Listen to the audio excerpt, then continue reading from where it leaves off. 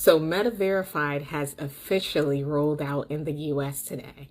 Just a reminder, subscribers that pay for Meta Verified receive a blue tick badge, direct access to customer support, proactive impersonation protection, and other benefits.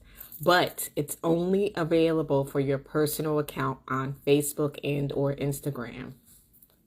Do you plan on signing up? Okay, part 2 about Meta Verified. So,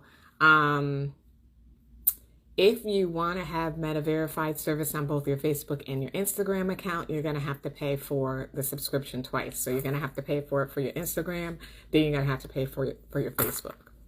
It's only for your personal account.